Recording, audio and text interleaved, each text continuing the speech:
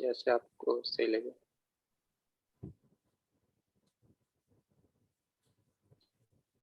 अच्छा, तो अब जो मैं बता रहा था कि रिक्वायर्ड स्टेटमेंट क्या होती है। रिक्वायर्ड स्टेटमेंट एक अदर फॉर्म है इफ एल्स स्टेटमेंट की, राइट। तो ये सेम है। अच्छा, अभी इसमें हम ये चेक करते हैं कि यार जो मैसेज डॉट वैल्यू है ना, वो ग्रेटर वो होनी चाहिए इक्वल टू 1 ईथर, राइट। अभी लेट्स से हम कर देते हैं 1 ईथर। तो ये लाइन जब और इसके बाद हमने ये सेमीकोलन लगाना है। तो ये लाइन जब भी ट्रू होगी ना रिक्वायर्ड वाली, उसके बाद ही पार्टिसिपेंट्स डॉट पुश वाली लाइन ट्रू चलेगी। और जैसे ही इसका मतलब ये है कि जब जो भी हमारे ये रिसीव फंक्शन को कॉल कर रहा है, तो जब वो कॉल करेगा तो उसके लिए हमें उसकी वैल्यू को चेक करेंगे कि यार ये कितने पैसे में ट्रांसफर कर रहा है। तो अगर उसकी अमाउंट 1 ईथर के इक्वल है तो यही तो ही ये हमारे पास एक्सटर्नल रिसीव फंक्शन रन होगा। अदरवाइज ये फंक्शन हमारे पास रन नहीं होगा। तो उसके बाद नेक्स्ट जो काम हमने करना है, जो गेट बैलेंस का फंक्शन है, हम चाहते हैं कि हमने यहाँ पे एक कंस्ट्रेंट लगाई थी जब हमने हमारा स्मार्ट कॉन्ट्रैक्ट को चेक किया था कि manager can activate lottery and manager can check balance. तो ये काम ना और कोई नहीं कर सकता। ये पार्टिसिपेंट्स लॉटरी का बैलेंस नहीं चेक कर सकते कि लॉटरी के अंदर कितना बैलेंस है। और तो इसके लिए जो ये चेक बैलेंस है, इस पे भी हम एक लिमिटेशन लगवाते हैं रिक्वायर्ड स्टेटमेंट के थ्रू कि जो भी हमारे पास आ, ये फंक्शन कॉल करे गेट बैलेंस, वो मैनेजर ही हो और मैनेजर के अलावा कोई हमें ये फंक्शन ना कॉल कर सके। तो उसके लिए भी हम यहाँ पे लिखते हैं रिक्वायर, और उसके बाद हम लिखते हैं message dot sender is equal to manager, right.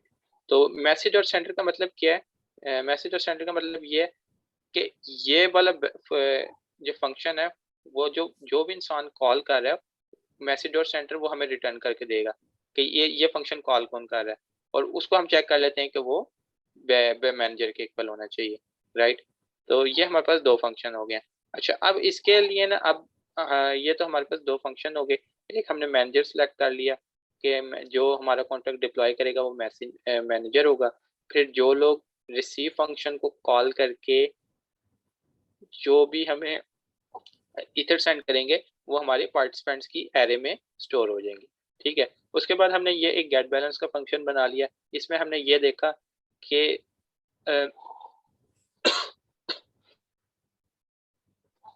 इसमें हमने ये देखा कि जो भी हमारा इस फंक्शन गेट बैलेंस को कॉल करेगा वो मैनेजर ही हो और इसके अलावा कोई ना हो। तो उसके बाद अब जो हमने काम करना है, एक्सक्यूज मी, मुझे 1 मिनट दिएगा बस, मैं जरा पानी पी लूँ।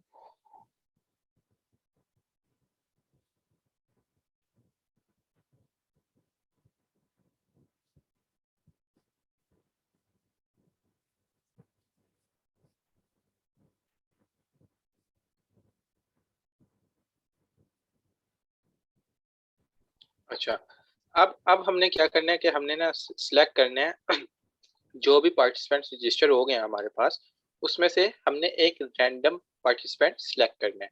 तो उसके लिए अब हम यहाँ पे ना एक फंक्शन बना लेते हैं। फंक्शन ये फंक्शन हमें क्या करके देगा? ये फंक्शन हमें एक रैंडम नंबर जनरेट करके देगा। तो इसलिए मैंने इसका नाम रैंडम रख दिया। उसके बाद ये पब्लिक टाइप का फंक्शन है, और व्यू, क्योंकि इसके अंदर हम किसी स्टेट में कोई चेंज नहीं कर रहे। और उसके बाद रिटर्न यूइंट 256, और उसके बाद यहाँ पे इसकी बॉडी मैंने डिफाइन की, इस फंक्शन को मैंने ऊपर रिटर्न। अच्छा, अब ये रिटर्न क्या करेगा? उससे पहले अच्छा, एक फंक्शन होता है हमारे पास किचक 256, ठीक है। ये बिल्ट इन फंक्शन है। तो इस फंक्शन को हम यूज इसलिए करते हैं, हमने जब भी कोई रैंडम नंबर जनरेट करवाना हो तो ये हम किचक 256 के थ्रू रैंडम नंबर जनरेट करवा देते हैं। तो इसका लिखने का कुछ सिंटैक्स इस तरह ABI डॉट एनकोड पैक्ट। ये आप लिखेंगे ना तो ये मतलब ENC लिखेंगे तो ये आपको खुद ही इंटेलिजेंस के थ्रू बता देता है कि आगे क्या होगा, ऑटो कंप्लीट हो जाता है। तो उसके बाद यहाँ पे आप लिखेंगे, सबसे पहले आपने यहाँ पे अब एनकोड एनकोड फैक्ट के अंदर 3 आपने ग्लोबल वेरिएबल्स लिखने हैं। ठीक है, हमने यहाँ पे ग्लोबल वेरिएबल्स कुछ पढ़े हुए हैं। ये मैं दोबारा से आया हूँ हमारे ग्लोबल वेरिएबल्स पे। आई थिंक नीचे है। तो यहाँ पे देखें ब्लॉक नंबर, मैसेज सेंडर और ब्लॉक टाइम स्टैम्प, ये 3 हमने पढ़ चुके हैं। तो इसके अलावा अब यहाँ पे हमने लिखना है ब्लॉक डॉट डिफिकल्टी। अच्छा, कोई हमें से बता सकता है कि ब्लॉक डॉट डिफिकल्टी क्या होगा? Any idea?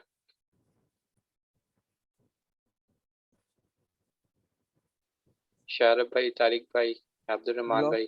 ब्लॉक को माइन करने में भी क्या डिफिकल्टी? एक्चुअली हमने थोड़ी सी थ्योरेटिकल पार्ट कवर के अभी नहीं किया, तो इसलिए हमें ये थोड़ी सी ना चीज़ों में है इशू। इंशाल्लाह हम करेंगे इसको कवर। तो अभी एक्चुअली मैं थोड़ा सा आपको ब्रीफ सा बताता हूँ कि ब्लॉक डॉट डिफिकल्टी क्या होता है। एक्चुअली ना बिटकॉइन माइन जो हमारे पास ना हमारे पास एक एल्गोरिदम होता है प्रूफ ऑफ वर्क। ठीक है, ये जो हमने वेरी फर्स्ट लेक्चर जब हमने लिया था, राना साहब ने हमें पढ़ाया था जो, तो उसमें हमने एक मैकेनिज्म देखा था प्रूफ ऑफ वर्क का। तो जो प्रूफ ऑफ एक्चुअली माइनिंग में यही होता है कि प्रूफ ऑफ वर्क मैकेनिज्म एक एल्गोरिदम होता है, इसको हमने ना सॉल्व करना होता है। तो उसके बाद ना हमारे पास एक ब्लॉक जनरेट हो जाता है, हैश कोड जनरेट हो जाता है ब्लॉक का। तो प्रूफ ऑफ वर्क ना एक्चुअली एक एल्गोरिदम होता है, उसकी ना डिफिकल्टी लेवल होता है कि जब उसकी डिफिकल्टी कम होगी ना, तो वो for example let's say 10 minutes में वो सॉल्व हो जाएगा। अगर उसकी डिफिकल्टी को हम थोड़ा और इंक्रीज कर देंगे, तो वो एल्गोरिदम को सॉल्व करने में हमें 10 की जगह 20 मिनट्स लग देंगे। तो अब जो जिस जिस अब जो हमारी ब्लॉकचेन है ना, अगर तो उस पे जो माइन कर रहे हैं ना लोग वो थोड़े हैं ना, और उनके पास कंप्यूटिंग पावर कम है, तो ब्लॉकचेन ऑटोमेटिकली उस वक्त देखती है कि यार अब नोड्स कम है, ब्लॉकचेन में हमारे पास कंप्यूटिंग पावर कम है, तो खुद ब खुद ही उस ब्लॉकचेन की ना जो प्रूफ ऑफ वर्क मैकेनिज्म है उसकी डिफिकल्टी कम कर देती है। तो उस वक्त माइनिंग आसान हो जाती है। लेकिन अगर ब्लॉकचेन देखती है कि यार बहुत ज्यादा माइनर्स आ गए और वो उनके पास पावर जो कंप्यूटिंग पावर वो भी बहुत ज्यादा स्ट्रॉन्ग है, तो वो 10 मिनट से टाइम कम नहीं हो जाना चाहिए। ठीक है, हमारे पास वो टाइम 10 मिनट ही रहना चाहिए, उससे ना कम होना चाहिए ना उससे ज्यादा होना चाहिए। अगर तो कंप्यूटिंग पावर ज्यादा होगी तो वो लोग तो, अगर हमारे पास डिफिकल्टी कम है प्रूफ ऑफ वर्क सॉल्व करने की, तो लोग तो उसको 10 मिनट से पहले सॉल्व कर लेंगे। तो ब्लॉकचेन ऑटोमेटिकली उसकी डिफिकल्टी इंक्रीज कर देती है। ठीक है, तो ये ब्लॉक तो जो ये वाला वेरिएबल है ना, ये हमें डिफिकल्टी लेवल रिटर्न करके देता है कि यार अभी इस टाइम ब्लॉकचेन की डिफिकल्टी क्या चलती है। और ब्लॉकचेन की difficulty I think automatically after every 2000 blocks जब भी ऐड होते हैं, तो उसके बाद वो ब्लॉकचेन खुद से देखती है कि अब कितने टाइम में हमारे जो ब्लॉक्स हैं वो जनरेट हुए हैं, और उसकी अगर वो टाइम कम हो तो वो फिर डिफिकल्टी ऑटोमेटिकली इंक्रीज कर देती है। तो ये ग्लोबल वेरिएबल हमें बताता है कि इस टाइम ब्लॉकचेन में क्या डिफिकल्टी लेवल चल रहा है। राइट, इसकी आप लोगों को समझ आई डिफिकल्टी की थोड़ी सी? समझ तो आ गई, मगर मेरा एक सवाल है जी जी जी। कि अगर हमें ये पता लग जाए कि ब्लॉकचेन की डिफिकल्टी लेवल क्या चल रहा है, तो बंदा उसको अपॉर्चुनिटी के तौर पे माइनिंग के लिए एक अच्छा टाइम ख्याल करेगा। डिफिकल्टी जिस टाइम कम होगी, राइट, उस टाइम बिल्कुल आपकी बात पास ठीक में आपको कोई इंटीमेशन आ जाए मोबाइल के ऊपर, वैसे आप इसके अंदर एप्लीकेशन लिख दें कि आप माइनिंग शुरू कर दो, आपकी मशीन की कैपेबिलिटी के अंदर आ रही है। हाँ, वो एक्चुअली ना बिल्कुल आपकी बात ठीक है। ये इसका थोड़ा सा ड्रॉबैक भी है कि अगर वाकई कम होगी ब्लॉकचेन की डिफिकल्टी, तो उस टाइम माइनिंग ज्यादा आसान है। लेकिन वो फिर नोट वो तो सबके पास ही जाएगा ना, जितने भी माइनर्स हैं, वो तो सबको पता होगा कि ब्लॉकचेन की डिफिकल्टी है। नहीं, तो वो तो फिर ब्लॉकचेन की डिफिकल्टी मुझे नहीं लगता टाइम पे डिपेंडेंट है। इस तरह नहीं होता ब्लॉक्स मुझे के ऊपर ने ब्लॉकचेन की डिफिकल्टी ऐसी होगी ना, वो एक हैश होता है। हैश हम्म, होता है वो आपने पढ़ा है, हैश होता है वो 256 जो शा-3 एल्गोरिथम है, वो में एक हम्म, हैश रिटर्न करता है।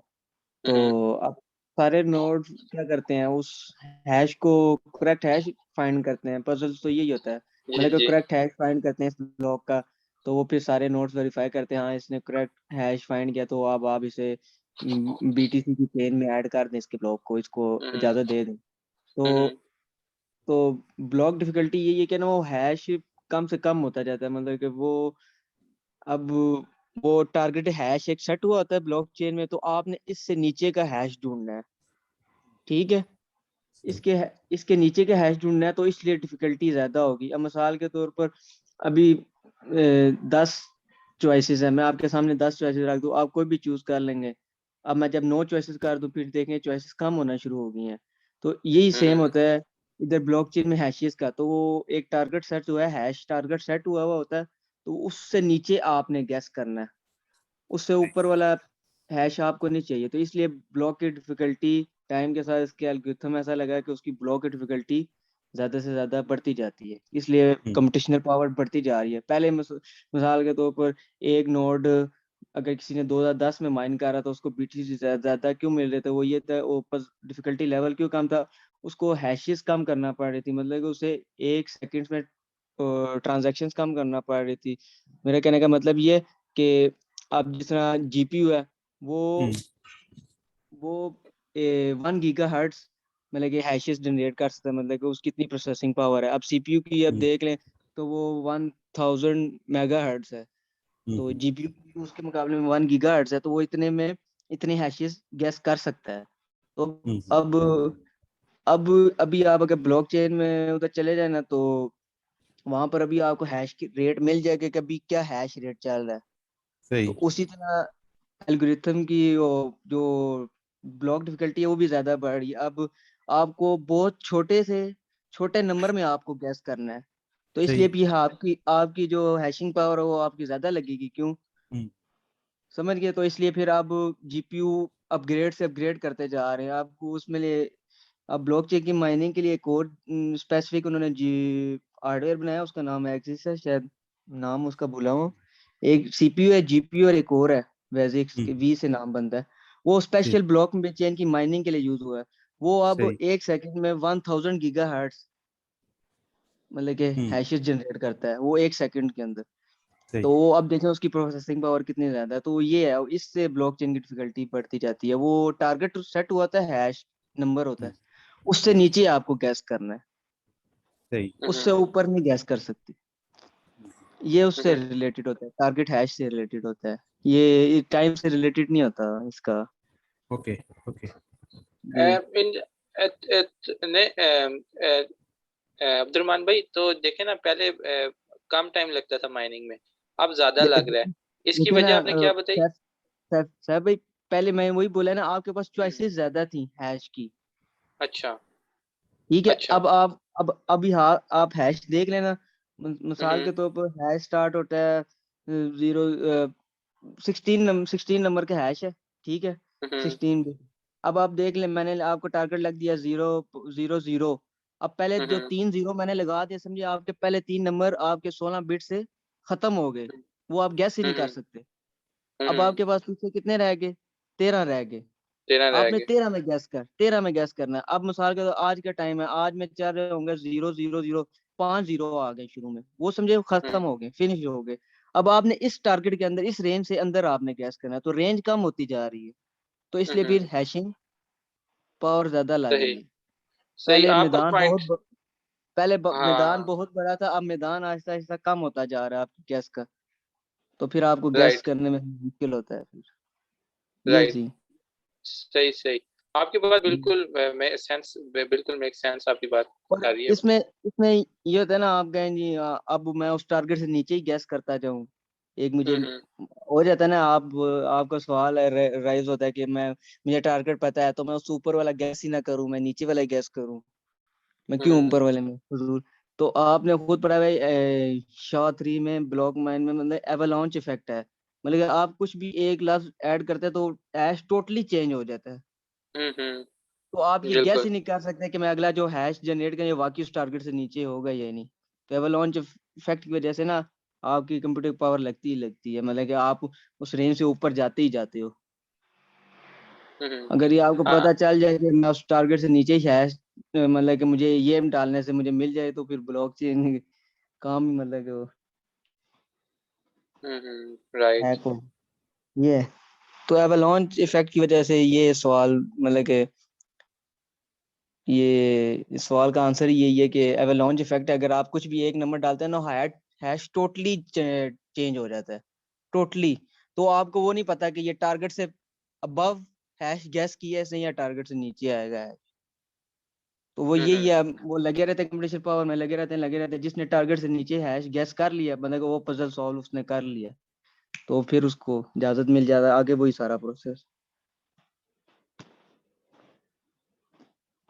या आपको सही राइट। क्लियर होंगी आप, अगर आप इधर blockchain.com पे जाएंगे ना, वहां पर चार्ट्स है, चार्ट्स में अच्छा जाएं, अच्छा। blockchain.com में जाएंगे, वहाँ चार्ट्स है, चार्ट्स में आप जाएं, वो नीचे उन्होंने अपनी पूरी बहुत अच्छा वो उन्होंने ग्राफ में समझाया हुआ है कि हैशेस सही। देखें, अब हैश रेट बढ़ता जा रहा है हमारा, और ब्लॉक डिफिकल्टी भी बढ़ती जा रही है हमारी। अच्छा, आपकी बात ठीक है।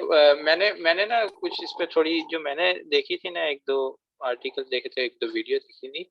तो उसमें ना वो बता रहे थे कि जब कंप्यूटिंग पावर ज्यादा होती है ना, मतलब जो ब्लॉकचेन है ना, वो स्पेसिफिकली बिटकॉइन ब्लॉकचेन की बात कर रहे थे। तो उसमें वो कह रहे थे कि यार ये जो सिस्टम होता है ना प्रूफ ऑफ वर्क की डिफिकल्टी का, ये आफ्टर एवरी 2000 ब्लॉक्स जो होते हैं ना, जब भी 2000 ब्लॉक्स जो होते हैं वो ऐड होते हैं ब्लॉकचेन के अंदर, तो उसके बाद ये प्रोसेस ना रिपीट होता है, और वो ब्लॉकचेन जो होती है ना वो इवेल्युएट करती है कि ये 2000 जो ब्लॉक्स हैं ये कितने टाइम में ऐड हुए हैं। ठीक है, अगर तो उनका टाइम कम होता है ना, ठीक है, टाइम लोअर होता है उनका, तो जो ब्लॉकचेन होती है ना वो प्रूफ ऑफ वर्क की ना डिफिकल्टी, जो प्रूफ ऑफ वर्क है अ, उसकी डिफिकल्टी ना ऑटोमेटिकली इंक्रीज कर देती है।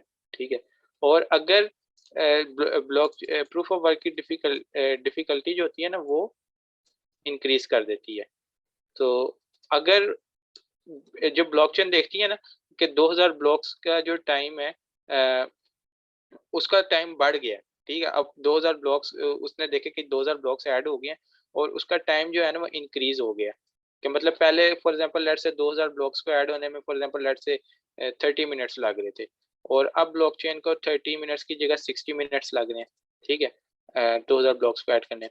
तो जो ब्लॉकचेन होती है वो ऑटोमेटिकली उनकी जो डिफिकल्टी होती है ना प्रूफ ऑफ वर्क की, वो खुद ब खुद ही डिक्रीज कर देती है, ताकि जो हमारी ब्लॉकचेन में माइनिंग टाइम है वो प्रूफ ऑफ वर्क का हमेशा 10 मिनट्स ही रहे, और 10 मिनट से कम ना होना ज्यादा हो। मैंने इस पे ये पढ़ा था, आई माइट बी रॉन्ग। मैं कल इंशाल्लाह जब हम दोबारा क्लास करेंगे तो मैं रीचेक कर लूंगा, क्योंकि आपकी बात बिल्कुल, जो पॉइंट आप बता रहे हैं ना वो बिल्कुल वैलिड, मुझे अंडरस्टैंडेबल है, वो बात सेंस बनाती है। तो मैं अपना ये जो मैंने ये थोड़ा सा पढ़ा था ना, तो मैं इसको दोबारा रीचेक करूंगा। वैसे मेरे नॉलेज में ना ये बात थी। तो राइट। मैंने उसके तो यही पढ़ा था, वो यही सही सही। बताते हैं कि टारगेट टारगेट हैश होता है, उससे हम्म उन्हें नीचे गैस करना पड़ता है। हम्म।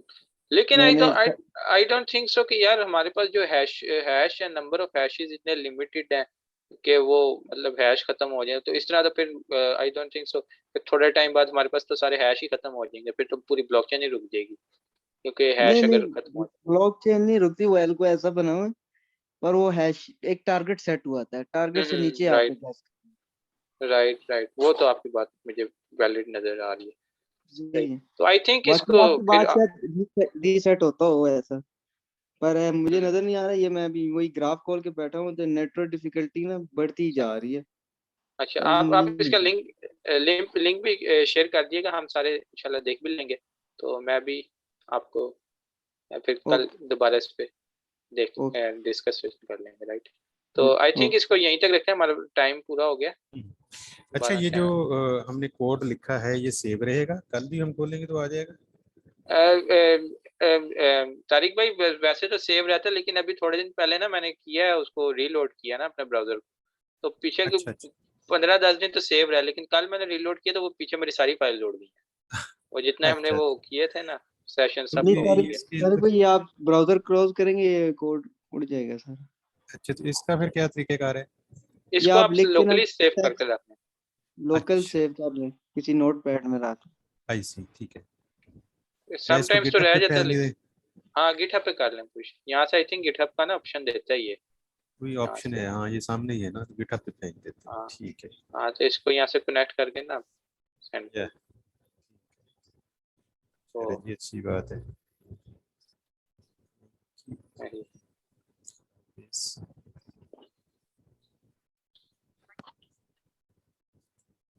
अली हैदर भाई आए हैं। अली हैदर भाई अब तो हमने कंक्लूड कर लिया, पढ़ लिया हमने सारा। सभी भाई मैंने डिस्कशन सुनने के लिए ज्वाइन किया था। अच्छा सही हाँ सही। जी।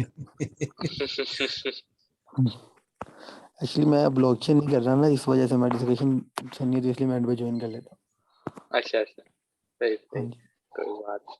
चलें सही है फिर, मैं ओके, कल इंशाल्लाह मीट करते हैं। जरूर। Okay, Thank you so Allah much. हाफिज जी। तारिक भाई, इशारत भाई, अब्दुर्रहमान भाई, अली हैदर।